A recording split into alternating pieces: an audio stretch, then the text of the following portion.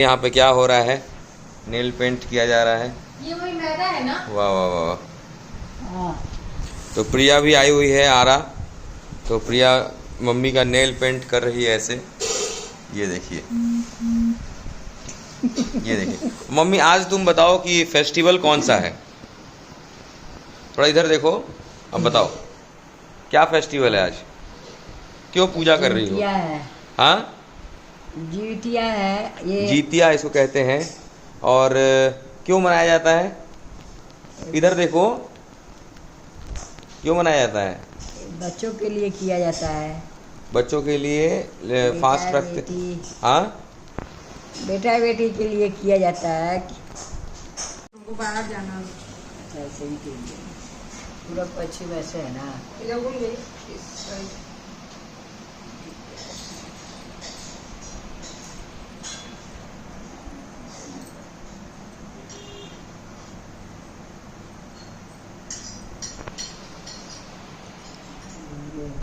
रुक जा रुक जा रुक जा, उधर आने दो। सब्जी का कौन वीडियो बनाता है? तुम करो, बोलो। इधर करनी तुम्हारे। हाँ।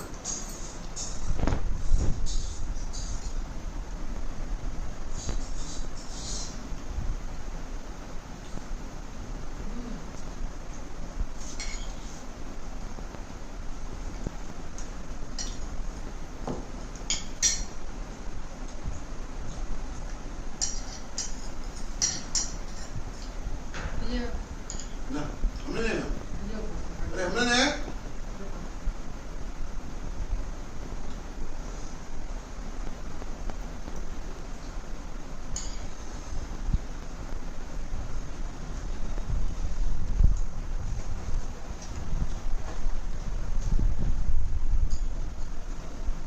नाक से टिक दे नहीं बाहर जा।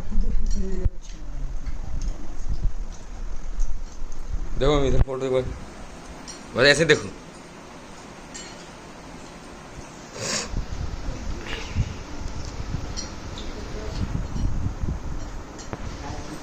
अरे यार खाते हुए ले लिया।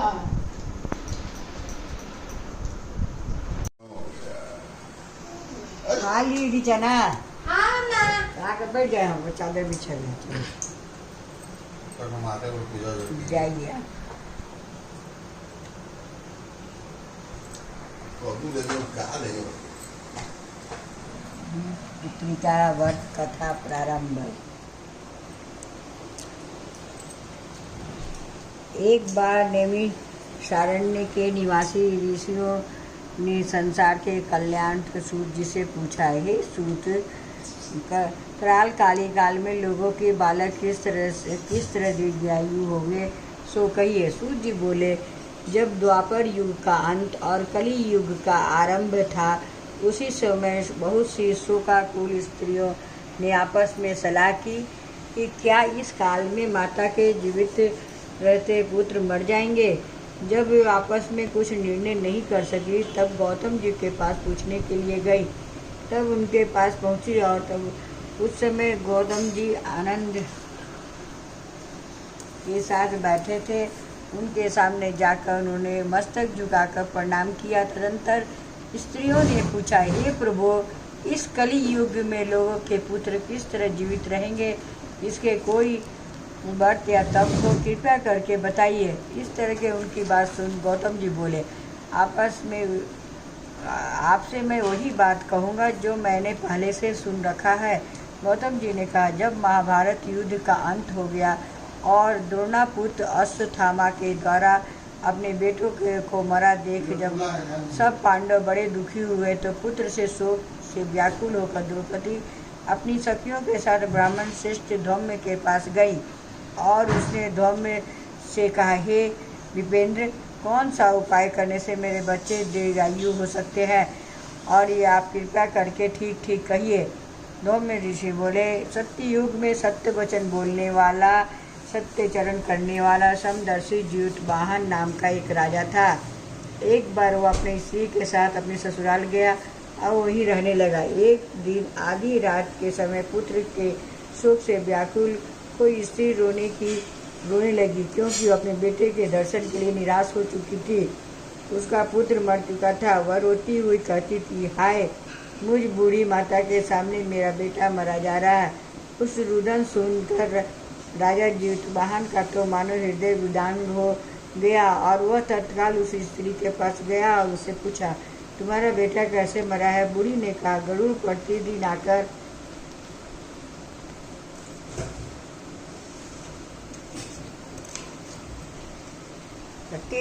गांव के लड़कों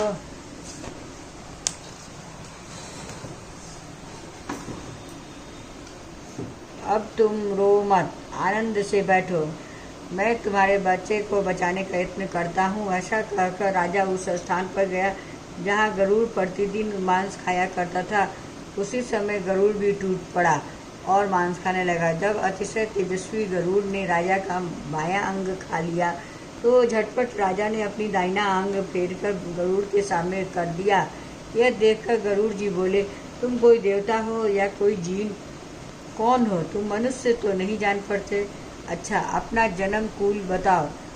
और पीड़ा से व्याकुल मनवाल राजा ने कहा, हे पक्षीगण, इस तरह का प्रश्न करना व्यर्थ है। तुम अपनी इच्छा भर मेरा मांस खाओ। यह सुनकर गरुड़ रुक गए और बड़े आदर से राजा के जन्म कुल की बात पूछने लगे। राजा ने कहा, मेरी माता का नाम सभ्या और मेरे पिता का नाम शालिवाहन है। सूर्यवंश में मेरा जन्म हुआ और जीतवाहन मेरा नाम है। राजा की दयालुता देखकर गरुड़ ने कहा, हे महाभाग्य, तुम्हारे मन में जो भी अभिलाषा हो वर मांगो। यदि आप मुझे वर दे रहे हैं तो वर दीजिए कि आपने अब तक जिन प्राणियों को खाया है वे सब जीवित हो जाए। हे स्वामी, अब से आप यहाँ बालकों को न खाएं और कोई ऐसा उपाय बता करें कि जहाँ जो उत्पन्न हुए वे बहुत दिनों तक जीवित रहें। धौम्य ने कहा कि पक्षीराज गरुड़ राजा के वरदान देकर स्वयं अमृत लाने नागलोक चले गए। वहाँ से अमृत लाकर उन्होंने उन मरे मनुष्यों के हड्डियों पर बरसाया। ऐसा करने से वे सब जीवित हो गए जिनको उनकी पहले गरुड़ ने खाया था। राजा के त्याग और गरुड़ की कृपा से वहाँ लोगों को बहुत कष्ट दूर हो गया। उस समय राजा के शरीर की शोभा दुगनी हो गई थी। राजा की दयालुता देखकर गरुड़ ने फिर कहा, मैं संसार के कल्याणार्थ एक और वरदान दूंगा। आज अश्विन कृष्ण सप्तमी से रहित शुभ अष्टमी तिथि है। आज ही तुमने यहाँ की प्रजा को जीवन दान दिया है। हे वत्स, अब से यह दिन ब्रह्म भाव हो गया और जो मूर्ति वैसे इस विभिन्न नामों से विख्यात है वही त्रिलोक की पूजित दुर्गा अमृत प्राप्त करने के अर्थ में जीवित पुत्रिका कहलाई है।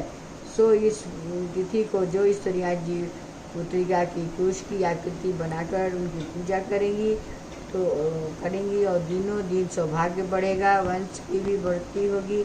हे महाभाग्य, इस विषय में विचार करने की आवश्यकता नहीं है।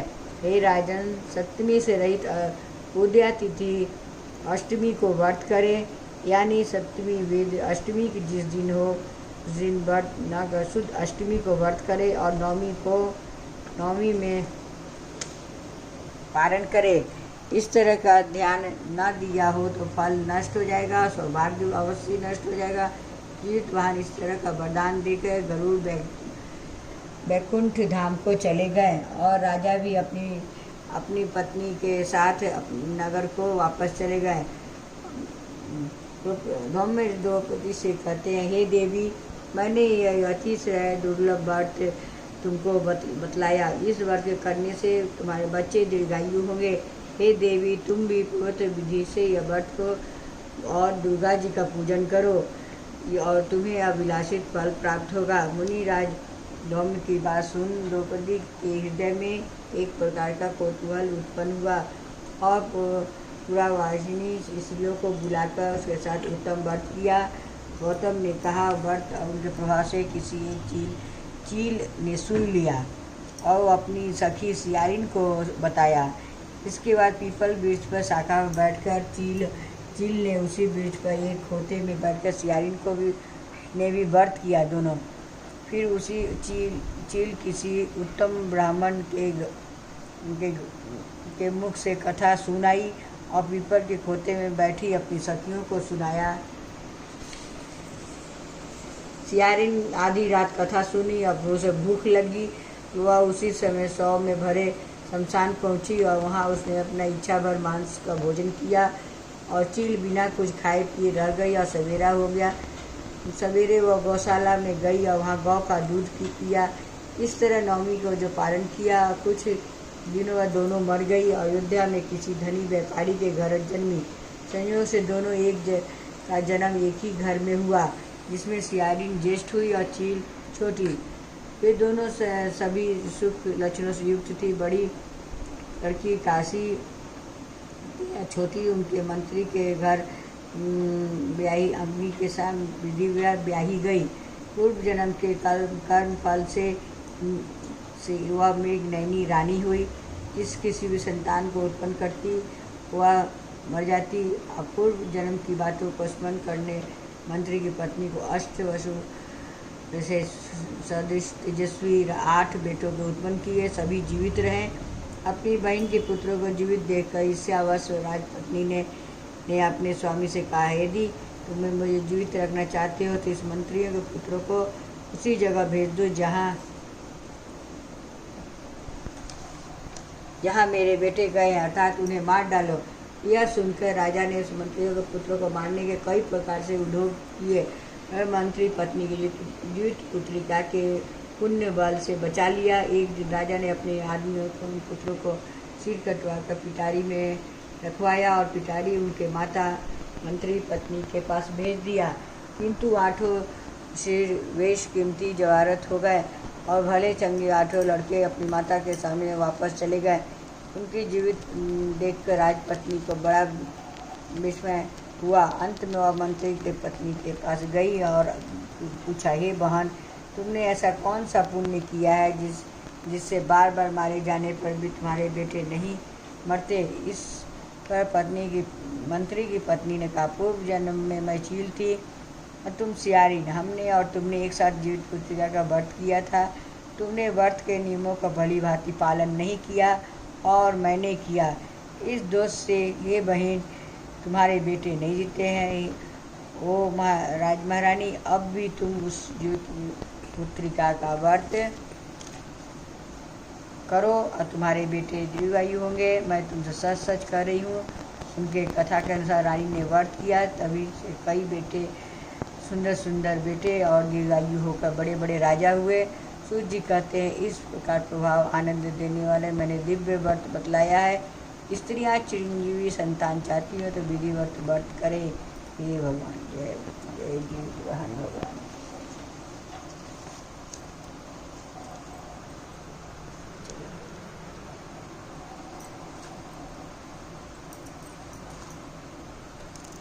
Yeah.